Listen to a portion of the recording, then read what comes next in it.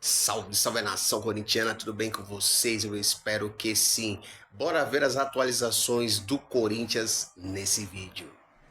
Fala pessoal, tudo bem com vocês? Bora falar do Timão porque ó, Memphis treina, Hugo Souza deve jogar e que história é essa de Rodrigo Garro no Grêmio?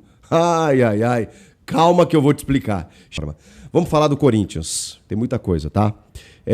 O Memphis Depay iniciou a transição para o campo, mas ainda sem atividades com bola, ou seja, ele treinou, mas sem a presença da bola, apenas com os preparadores físicos, fazendo aquela transição da fisioterapia para, enfim, daqui a pouco participar das demais atividades juntamente com os companheiros. O Memphis vem tratando um edema ósseo, vem fazendo um fortalecimento muscular, um reequilíbrio muscular, desde o final da temporada passada, quando ele teve algumas lesões, alguns problemas físicos. Então, eu não contaria com ele, não é para esse jogo contra o Bragantino nessa quinta-feira, eu não contaria nem contra o São Paulo no domingo, na Neoquímica Arena mesmo, se tratando de um clássico, a gente está falando de um cara que ainda não trabalhou com bola em 2026.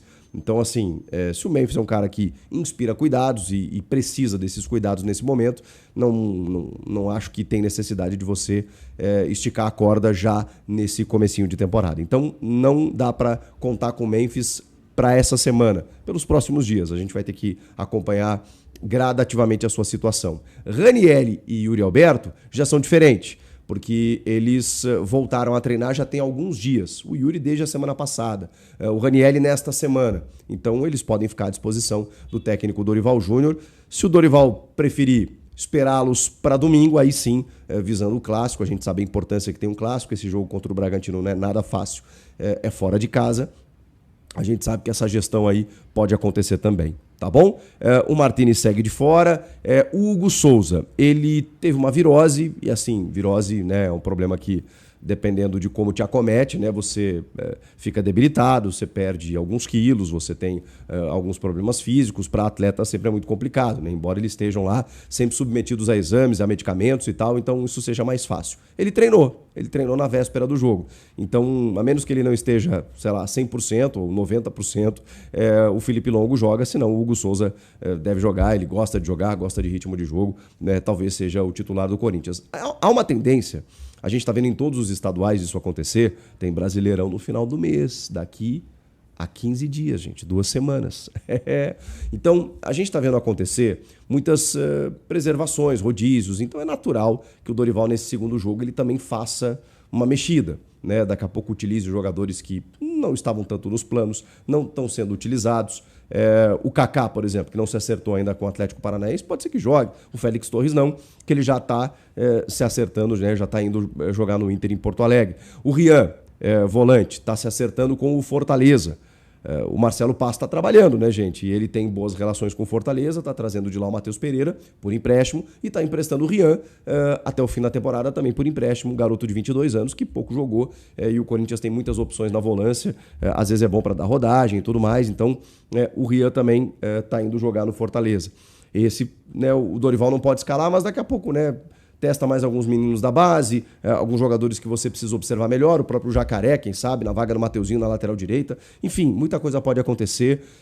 Testes e são testes, né? Então é importante, né, que a gente pense, embora, né, com riscos, mas o estadual também como preparatório para o que vem pela frente.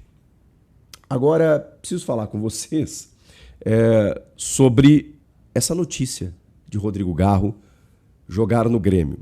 O Grêmio está se reforçando, vocês sabem que eu acompanho muito o Grêmio de perto, está se reforçando, conseguiu o goleiro Everton do Palmeiras, está atrás de um volante que foi campeão do mundo com a seleção argentina, que está no West Ham, o Guido Rodrigues, e busca um camisa 10.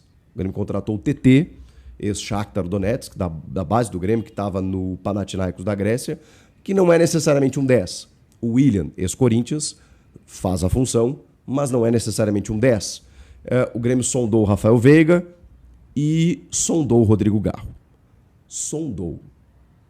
A informação da minha amiga Bianca Molina, que inclusive tem um canal no YouTube muito legal. Vai lá e se inscreve no canal dela, ela bateu 6 mil inscritos, já está começando, setorista da TNT Esportes e acompanha o Corinthians todos os dias, muito bem informada. Pode ir lá e pode avisar nos comentários que foi eu que mandei. Tá bom? Porque é parceira. Começou comigo, foi minha estagiária. Vi crescer, tá voando. E ela trouxe a informação de que o Grêmio procurou o Rodrigo Garro. Agora, aí a informação, né, a gente traz complementos. É uma informação que ela morre na casca, porque o Corinthians jamais vai liberar o Rodrigo Garro não digo por menos da multa, mas por um valor que, assim, compense o prejuízo. E o Grêmio não tem esse dinheiro. Aí eu trago a informação do Grêmio. O Grêmio está buscando contratos. O Grêmio está contratando o TT lá. E o Grêmio já fez seus investimentos. Tem investidores lá que conseguem alguns reforços pontuais. Não seria o caso com o Rodrigo Garro. O Grêmio tentaria um modelo de negócio, talvez até liberando atletas e tal. Para o Corinthians não vale a pena. Por que o Corinthians iria se desfazer do Rodrigo Garro? Não faz nenhum sentido. O Grêmio vai chegar com 25 milhões de euros para contratar o Garro? Bom, o Grêmio não tem esse dinheiro. O Grêmio não tem esse aporte para fazer. E o Corinthians não vai emprestar o Garro. Não vai liberar o Garro por um valor menor. Não vai rifar o Garro por me dar 2, 3 jogadores aí. Isso não vai acontecer. Então, acho natural. O Garro daqui a pouco terminou a temporada sem ser titular, muito mais por problemas físicos do que técnicos. E tecnicamente ele também não foi bem, claro, porque ele estava com problemas físicos. Então não dá para desconsiderar o que o Rodrigo Garro fez na temporada anterior, no fim de 24. Então ele teve problemas em 25, mas ele bem fisicamente, ele obviamente é titular. Imagino que sim, ao lado do Breno Bidon. É que o Bidon assumiu um protagonismo e o Bidon, esse sim, pode ser vendido ali na frente. Então, não faz sentido o Corinthians liberar para um clube brasileiro e por um valor que, sei lá, por menos de 20, 25 milhões de euros. Não faz nenhum sentido e o Grêmio não tem esse valor. Então, é uma informação que ela não avança. Até onde a gente sabe, ela não avança para uma negociação, para uma possibilidade. Ela foi uma tentativa. E uma tentativa que todos os clubes estão fazendo, enfim. Agora tem outra do Corinthians, tem um outro movimento do Corinthians de contratação que envolve o Everton Cebolinha. E também é uma tentativa válida, porque o Cebolinha, em determinado momento, ele virou uma espécie de moeda de troca. O Flamengo chegou a colocar o Cebolinha no negócio do Caio Jorge e o Cruzeiro não aceitou. O Cruzeiro chegou a cogitar o Luiz Araújo. E o Flamengo não, o Luiz Araújo eu não negocio, mas cogitou negociar o Cebolinha. Só que isso estava dentro de um contexto muito específico, de um investimento muito alto que o clube faria no Caio Jorge. O Cebolinha, ele é um cara importante. Ele, inclusive, terminou a temporada entrando nos jogos e bem, meio que recuperou o seu status. Ele está muito à frente do Michael, por exemplo, do Wallace Young, que agora foi negociado para o Red Bull Bragantino. Então o Cebolinha ele vai ser útil. Ele não iria entrar numa negociação se não houvesse uma compensação financeira e muito menos emprestar o jogador livre de custos ou com um valor irrisório para depois a gente ver como acerta. Não, o Flamengo não vai rifar o Cebolinha. É a mesma situação, né? Com a diferença de que o Garro é muito mais importante para o Corinthians do que o Cebolinha para o Flamengo. Mas o Flamengo não vai liberar dessa maneira. Então, também é informação, se eu não me engano, da Monique Danello, da TNT Sports, de que o Corinthians tentou também o Everton Cebolinha do Flamengo, mas é outra informação que ela não avança. Eu não estou dizendo que elas não existem, tá? Muito pelo contrário. Estou confirmando as informações. Elas não avançam porque, cara, são negócios muito difíceis, mas é natural nesse momento que os clubes conversem. E quando eles conversam, existe um caminho até virar uma proposta, uma negociação.